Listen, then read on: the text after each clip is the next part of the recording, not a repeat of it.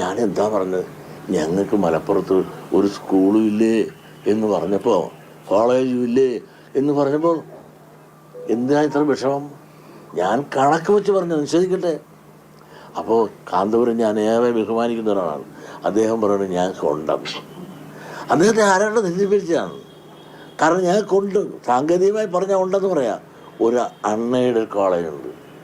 ആ കോളേജുണ്ട്, അതിൻ്റെ പേരിൽ ഉണ്ട് കോളേജെന്ന് സ്ഥാപിക്കുകയാണ്. നിങ്ങളൊരു സത്യം മനസ്സിലാക്കണം.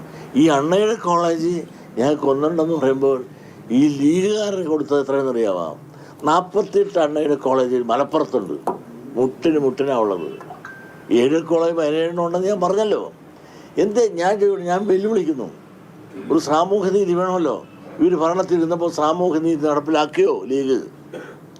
അതിന് സർവേ എടുക്കാനും പഠിക്കാനും ഒരു കമ്മീഷൻ വെച്ച് ഇവരുടെ ഭരണകാലത്ത് സാമൂഹ്യ നീതി നടപ്പിലാക്കിയോ ഇല്ലയോ എന്നൊരു ആത്മപരിശോധന നടത്താൻ ഞാനവർ വെല്ലുവിളിക്കാനവരാണ്.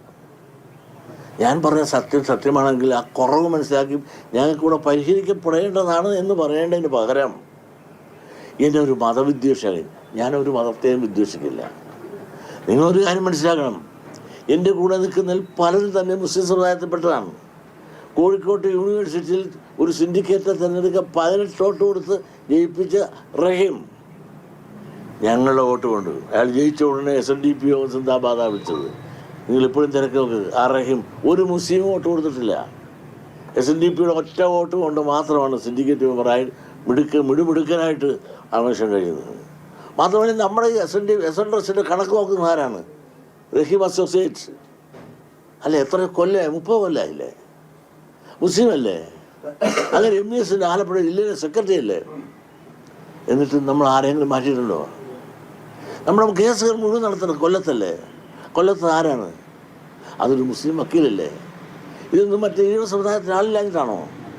നമ്മളിലുള്ള വിശ്വസ്തതയും അവരിലുള്ള വ്യക്തിബന്ധങ്ങളും നിലനിർത്തിക്കൊണ്ട് അവർ മിടുക്കന്മാരാണെന്ന് തോന്നിയതുകൊണ്ട് ആ വക്കാലത്തെല്ലാം അവിടെ കൊടുത്ത് എത്രയോ നല്ല ബന്ധത്തിൽ പോകുമ്പോൾ ഈ മുസ്ലിം സമുദായം മൊത്തമായി ഈഴവ വിദ്വേഷം പരത്താവുന്ന രീതിയിൽ മുസ്ലിം സമുദായത്തെ തിരിച്ചു വിട്ടുകൊണ്ട് ഒരു മതവിദ്വേഷം ഇവിടെ സ്ഥാപിച്ചുകൊണ്ട് മതസൗഹാർദ്ദമില്ലാതാക്കി, മതസൗഹാർദ്ദമില്ലാതെ കലഹം ഇവിടെ ഉണ്ടാക്കാൻ ഒരു കുൽസിത ശ്രമമാണ് ഇന്നിപ്പോൾ ലീഗ് നടത്തിക്കൊണ്ടിരുന്നത്.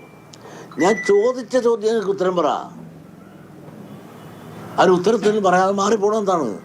ഞാൻ അവിടെ ചെന്ന് ലീഗിനെ ഒന്നും ചീത്ത പറഞ്ഞില്ല. അവിടെ പോയി സ്കൂള് മലപ്പുറത്ത് ഞങ്ങൾക്ക് ഒന്നുമില്ല എന്നെൻ്റെ സ്വന്തം സമുദായത്തിൻ്റെ ദുഃഖം ഒന്ന് പറഞ്ഞപ്പോൾ ലീഗിനെയാണ് ഞാൻ ഭരിച്ച ലീഗിനെയാണ് പറഞ്ഞത്. ആ സമുദായത്തെ ഒരിക്കലും ഞാൻ പറഞ്ഞിട്ടില്ല.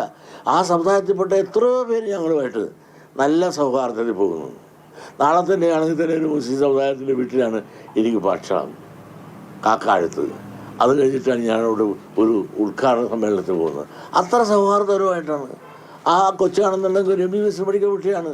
നവോത്ഥാന നടത്തുമ്പോൾ അത് കോഴിക്കോട് പഠിക്കുകയാണ്. അവിടെ കൊണ്ടുവന്ന് നിങ്ങൾക്ക് റീത്ത് തന്നതാണ് ആ കുട്ടിക്ക്. ഇന്ന് ആ കുട്ടി മെഡിക്കൽ കോളേജിൽ അധ്യാപകരായിട്ട് ഡോക്ടറായിട്ട് വർക്ക് ചെയ്യണ്. ഇന്നാലും അവർ ആ കുട്ടികളെല്ലാം ഞങ്ങളോട് വരാറുണ്ട്. എല്ലാ മാസവും ആണ്ട് പുറപ്പിൻ്റെന്ന് ആ മാന്യനാണ് ഇവിടെ വന്ന് ആദ്യത്തെ ദക്ഷിണ മേടിക്കുന്നവരെ അത്ര കൈനീട്ടം മേടിക്കുന്നതും.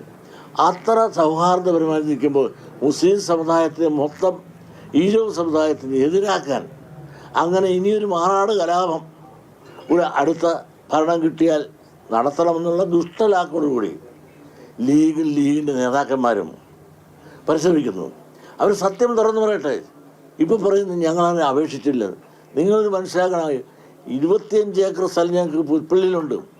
ആ പുൽപ്പള്ളിയിൽ വയനാട് എല്ലാ കൊല്ലവും ഫീസ് അടച്ച് ഞങ്ങൾ ആർട്സ് ആൻഡ് സയൻസ് കോളേജിനും അതുപോലെ എഞ്ചിനീയറിംഗ് കോളേജിനും അപേക്ഷിക്കാറുണ്ട്. വന്ന് നോക്കിയിട്ട് പോകും, തരത്തില്ല.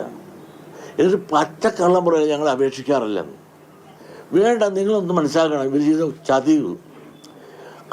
ഉമ്മൻചാണ്ടി ഇരിക്കുമ്പോൾ അവിടെ